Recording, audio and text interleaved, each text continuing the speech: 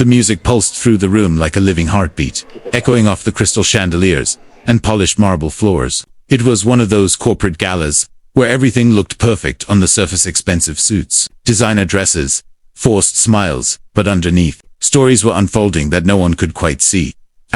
Daniel Hayes stood near the edge of the ballroom, adjusting the cuff of his slightly worn blazer. He didn't belong here, not really. At least, that's what he told himself every time he attended one of these high-end events organized by the company he worked for. As a single father, his life revolved around school runs, grocery lists, and making sure his 6-year-old daughter never felt the absence of her mother too deeply. Nights like this felt like stepping into someone else's life. He had almost decided to leave early when a voice stopped him. Daniel. He turned, already knowing who it was. Olivia Grant, his boss. She looked effortlessly elegant in a deep emerald dress. Her posture straight, her expression calm but sharp. Olivia was known throughout the company for her composure and authority. People admired her, feared her, and speculated endlessly about her personal life. But Daniel had seen glimpses others hadn't. The exhaustion behind her eyes during late meetings. The quiet moments when she stared out of the office window a little too long. Yes, ma'am. Daniel replied politely. Olivia stepped closer, her gaze flicking briefly across the room before returning to him. I need a favor. Daniel raised an eyebrow. A work favor, or one of those unexpected ones. A faint smile tugged at her lips. Unexpected. He sighed lightly. That usually means trouble. Just dance with me, she said. Daniel blinked. That's it. Not exactly. She leaned in slightly, her voice dropping just enough so only he could hear. My ex is watching. Daniel followed her gaze across the ballroom. A sharply dressed man stood near the bar, his eyes fixed in their direction. There was something about the way he held himself confident, almost territorial. And Daniel asked. And Olivia continued, I want him to see that I've moved on. Daniel let out a small breath. You could ask anyone here. Half the room would line up for that opportunity. I didn't ask them. She replied calmly. I asked you. That caught him off guard. Why me? He asked. Olivia's eyes softened for just a second. Because you won't misunderstand it. There was a pause. Then she added, almost playfully, and the reward is a kiss.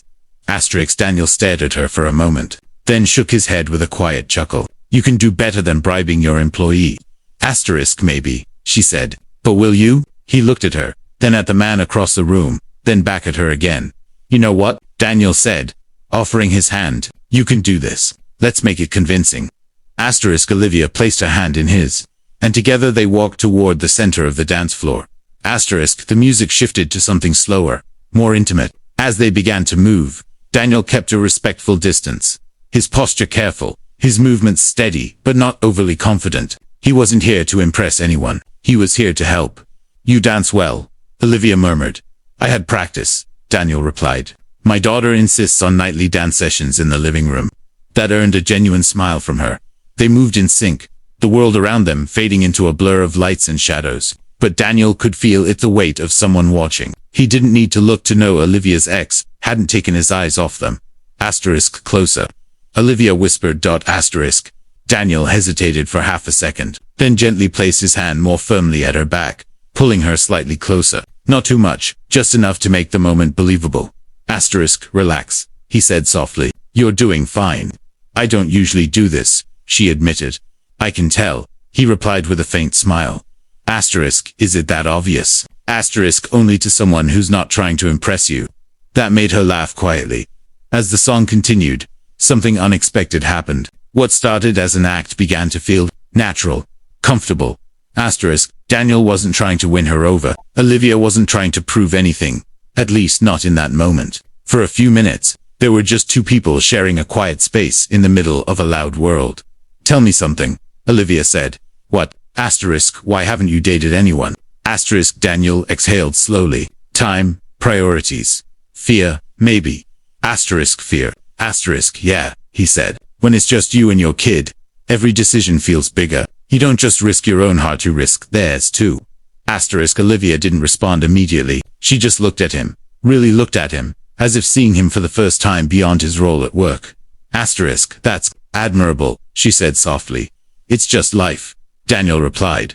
The song neared its end. The tension in the room seemed to shift as the final notes played.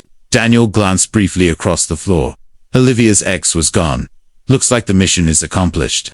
Daniel said. Olivia followed his gaze, then let out a quiet breath. Finally, they stopped dancing, but neither of them moved away immediately. So Daniel said, half joking, about that reward. Olivia tilted her head slightly, a playful spark returning to her eyes. You're actually going to hold me to that? I believe in fairness, he replied. She stepped closer, just enough that the space between them disappeared. For a moment, it felt like the entire room had gone silent. Then, she leaned in and placed a soft, brief kiss on his cheek. Thank you, she said. Daniel smiled. You're welcome. But as simple as that moment was, it lingered. The night ended like any other. People said their goodbyes. Cars pulled up outside, and the glittering ballroom slowly emptied. Daniel returned home to find his daughter asleep on the couch, a blanket half fallen to the floor. He gently picked her up, carried her to bed, and tucked her in. As he stood there, watching her breathe softly, his phone buzzed. A message from Olivia. Dinner tomorrow. No pretending this time. Daniel stared at the screen for a moment, then he typed back, only if there's no reward involved. Her reply came almost instantly. No promises. Daniel chuckled quietly and put his phone down. For the first time in a long while, something in his life felt different. Not complicated, not forced. Just possible.